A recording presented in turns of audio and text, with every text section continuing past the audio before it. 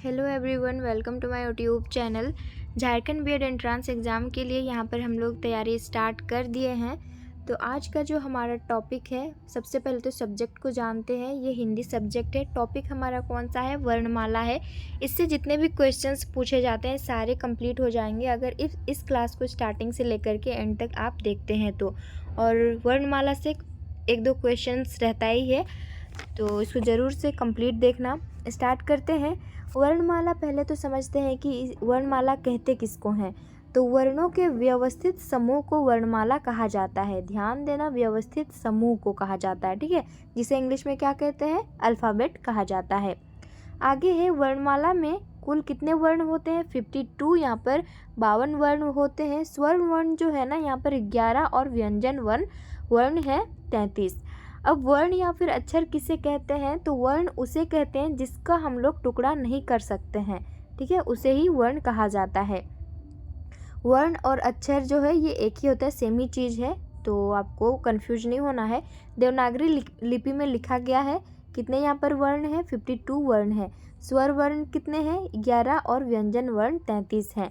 और थोड़ा सा यहाँ पर जनरल नॉलेज टाइप से मैं लिखी हूँ। 14 सितंबर 1949 को राजभाषा घोषित किया था। किसको? तो हिंदी को।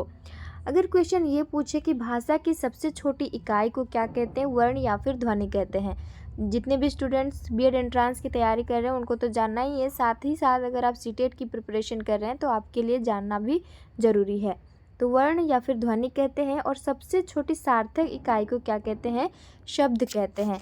देखो, सबसे छोटी इकाई तो जिसका हम लोग टुकड़ा नहीं कर सकते हैं, और सबसे छोटी सार्थक इकाई को क्या कहते हैं? शब्द कहते हैं। जैसे कि क म ल है, अलग अलग है, वर्ण है एक एक, उसको अगर हम एक साथ जोड़ देते हैं तो कलम बन जाता है। तो ये एक सार्थक अर्थ भी यहाँ पर आ जाता है। कमल, कलम, ये सब अर्थ हो जाएगा।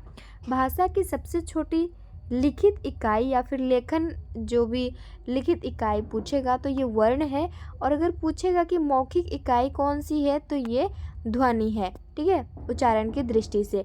आगे, भाषा की सबसे छोटी इकाई को क्या कहा जाता है? तो वो हम लोग ध्वनि कहते हैं। और ध्वनि को लिखित रूप में वर्ण द्वारा व्यक्त किया जा सकता है। आगे है, वर्ण को हम लोग समझते हैं। वर्ण जो है, स्वर वर्ण हम लोग देखें और व्यंजन वर्ण को देखें। स्वर वर्ण किसे कहते हैं? तो उन ध्वनियों को कहा जाता है जो बिना किसी अन्य वर्ण की सहायता से उच्चारित किए जाते हैं, ठीक है। इसमें हम लोग व्यंजन की सहायता नहीं लेते हैं। तो कौन कौन से हैं? 11 स्वर वर्ण है। ओ, आ, हर्षई दीर्घई, हर्षौ दीर्घौ, री, ए, ऐ, ओ, औ, ये क्या है? स्वर वर्ण है। और व्यंजन वर्ण में क्या होता है कि इसमें हम लोग किसी वर्ण को बोलने में दूसरे यानी कि अन्य वर्ण की सहायता या फिर स्वर वर्ण की सहायता हम लोग इसमें लेते हैं, ठीक है। क्लियर हो गया इतना? और यहाँ पर क्या है, देखो, लिखने के आधार पर स्वरों की संख्या 11 है और उच्चारण के आधार पर स्वरों की संख्या जो है ना, ये 10 है। क्वेश्चन पूछ सकता है, री को नहीं माना जाता है किसमें? उच्चारण की दृष्टि में, उच्चारण के आधार पर। आगे है, स्वर वर्ण के प्रकार को हम लोग देख लेते हैं। कितने कितने हैं? ह्रस्व स्वर है, दीर्घ स्वर है और प्लुत स्वर है। अब ये ह्रस्व स्वर है क्या और किसे कहा जाता है? जूम हो रहा है। ह्रस्व स्वर हम किसे कहते हैं? तो जिन स्वरों का उच्चारण में बहुत कम समय लगता है उसे हम ह्रस्व स्वर कहते हैं। ह्रस्व स्वर कितने होते हैं? नंबर इसकी अगर हम देखें तो 4 होते हैं। और ह्रस्व स्वर को ही ना एक मात्रिक भी कहा जाता है और मूल स्वर भी इसे हम कहते हैं। तो कंफ्यूज नहीं होना है आपको। अगर पूछेगा एक मात्रिक किसे कहते हैं, मूल स्वर किसे कहा जाता है, तो आप लोग ह्रस्व स्वर को ज़रूर याद करेंगे। इसमें कौन कौन से हैं?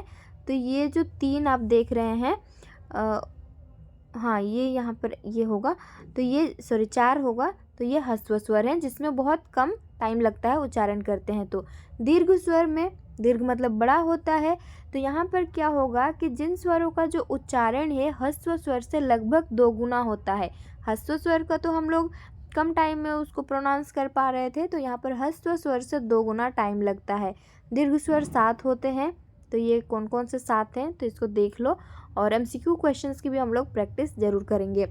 दीर्घ स्वर को द्विमात्रिक भी कहा जाता है क्योंकि ह्रस्व स्वर से यहाँ पर 2 गुना टाइम ज़्यादा लग रहा है, इसलिए द्विमात्रिक भी कहा जाता है। प्लुत स्वर, ये इम्पॉर्टेंट है। प्लुत स्वर किसे कहेंगे? तो जिन स्वरों के उच्चारण में ह्रस्व स्वर से 3 गुना यहाँ पर अधिक समय लगेगा उसे प्लुत स्वर कहा जाता है। ठीक है, तो एग्जाम्पल अगर हम देखें तो क्या होगा, ओम जिसे हम बोलते हैं, ओम करके जो बोलते हैं, इसमें बहुत अधिक टाइम लग रहा है, तो इसका एक एग्जाम्पल वो हो जाएगा। ठीक है, तो यहाँ पर एग्जाम्पल भी दिया गया है। अब स्वरों का उच्चारण स्थान जो है, उच्चारण स्थान पढ़ना बहुत ज़रूरी है। देख सकते हैं, ये स्क्रीनशॉट ले लीजिएगा या फिर PDF में आपको टेलीग्राम ग्रुप में या फिर चैनल में दे दूँगी। स्वरों के प्रकार जो है ना, ये कई प्रकार होते हैं, तो हम लोग के लिए इतना इम्पोर्टेंट नहीं है ये। अब हम लोग पढ़ेंगे व्यंजन के भेद, व्यंजन वर्ण के भेद कितने होते हैं। तो जिन व्यंजन का उच्चारण स्वरों की सहायता से किया जाए उसे क्या कहा जाता है? व्यंजन वर्ण कहा जाता है। और प्रत्येक व्यंजन वर्ण में ना अ की ध्वनि रहती है। ठीक है, किसकी ध्वनि रहती है? क्वेश्चन ये पूछेगा कि प्रत्येक व्यंजन वर्ण में इनमें से कौन सी स्वर की ध्वनि रहती है। तो अ जो है ये स्वर वर्ण है, इसकी ध्वनि रहती है। अ के बिना इसका उच्चारण नहीं किया जा सकता है। जैसे कि क है, ये क है, तो क में अ आ रहा है, आधा क प्लस अ, ख में ख प्लस अ, यानी कि अ जो है ये स्वर वर्ण है, ये व्यंजन में रहता ही रहता है। आगे है कि हिंदी में मूल व्यंजन कितने हैं? 33 है। इसके अलावा 4 जो है संयुक्त व्यंजन, 2 द्विगुण व्यंजन होते हैं। तो व्यंजनों की संख्या टोटल 39 है, लेकिन मूल व्यंजन ऐसे अगर हम देखें तो ये 4 है, 33 है। 33 में 4 ऐड करेंगे 47, 47, 48, 49, और 2 द्विगुण या फिर उत्क्षिप्त जो व्यंजन होते हैं ये आगे आएगा, तो देखेंगे। और एंट्रांस में ये वाला इम्पॉर्टेंट है, संयुक्त व्यंजन कितने होते हैं, कौन कौन से हैं। अब है स्पर्श व्यंजन। स्पर्श व्यंजन क्या है? तो इस श्रेणी के जो व्यंजन होते हैं वर्णों का उच्चारण कंठ से होगा, तालु से होगा, मूर्धा से होगा, दंत ओष्ठ के स्पर्श से होता है, यानी कि ये स्पर्श करता है ना। स्पर्श व्यंजन टोटल कितने होते हैं? 25 होते हैं, और इसे वर्ग में बांटा गया है, इसीलिए वर्गीय व्यंजन भी कहा जाता है। और ये जो स्पर्श व्यंजन है ना, इनको 5-5 व्यंजन के 5-5 वर्गों में इसको बांटा गया है। अब देखते हैं कैसे इसको बांटा है। तो ये देखो वर्ग हैं, क वर्ग, च वर्ग, ट वर्ग, त वर्ग और प वर्ग, यानी कि 5 वर्ग है। और उच्चारण स्थान जो है, जो क वर्ग में कौन कौन से आते हैं व्यंजन? क, ख, ग, घ, अंघ जो है, इसका उच्चारण स्थान क्या होगा? कंठ होगा। आप प्रोनाउंस करो कि क, ख, ग, घ, प्रोनाउंस यानी कि उच्चारण स्थान कहाँ पर हो रहा है? कंठ हो रहा है। ठीक उसी प्रकार च का उच्चारण स्थान तालु, और च वर्ग में जितने भी आते हैं च, छ, ज, झ, य, ये कितने हैं? ये जो है उच्चारण स्थान तालु है। ट का ट, ठ, ड, ढ, ण, ये मूर्धा। त वर्ग यहाँ पर दंत से होता है, त, थ, द, ध, न।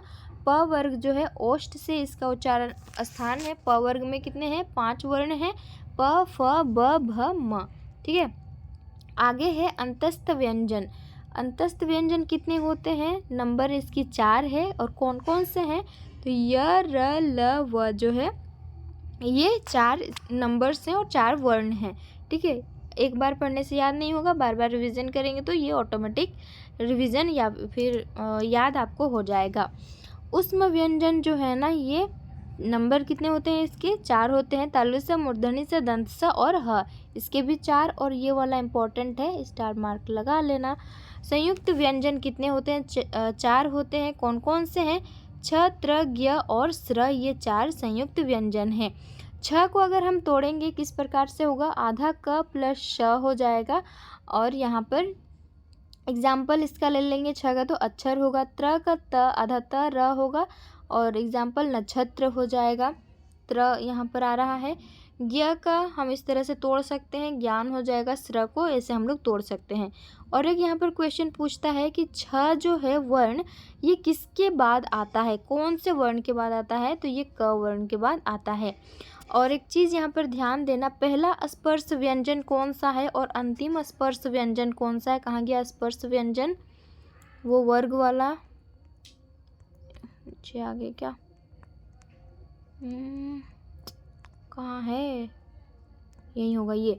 देखो तो पहला बोले ये क्वेश्चन ये पूछेगा कि पहला स्पर्श व्यंजन कौन सा है, तो ये क है, और अंतिम स्पर्श व्यंजन कौन सा होगा, तो ये म होगा। ओके, आगे जो इम्पोर्टेंट है उसी को देखेंगे। इसके अलावा ये भी इम्पोर्टेंट है, जिसको बोल रही हूँ ना इम्पोर्टेंट, उसको स्टार मार्क लगा लेना। अयोगवाह वर्ण कौन कौन से होते हैं, तो वे वर्ण जिनकी गिनती ना तो स्वर में होती है और ना ही व्यंजन में हम उसको काउंट करते हैं, वैसे वर्ण को क्या कहेंगे यहाँ पर, अयोगवाह वर्ण में उसको शामिल करेंगे।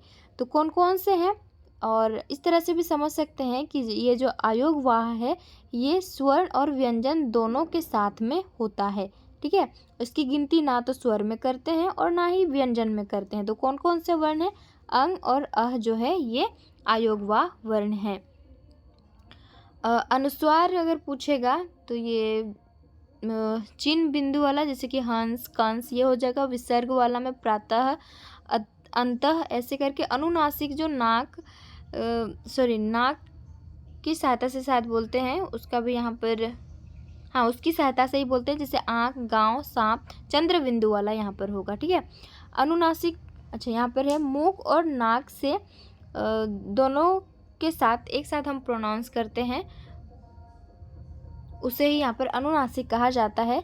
जैसे जिन स्वरों के उच्चारण में मुख के साथ साथ नासिका का भी यहाँ पर क्या प्रयोग में हम लोग लाते हैं, जैसे यहाँ पर पंचमा अक्षर भी इसे कहा जाता है शायद। उत्क्षिप्त व्यंजन या फिर द्विगुण व्यंजन किसे किसे कहते हैं, तो ये ड़ और ढ, ढड़ा या फिर ढ ऐसे प्रोनाउंस करते हैं, इसे कहा जाता है।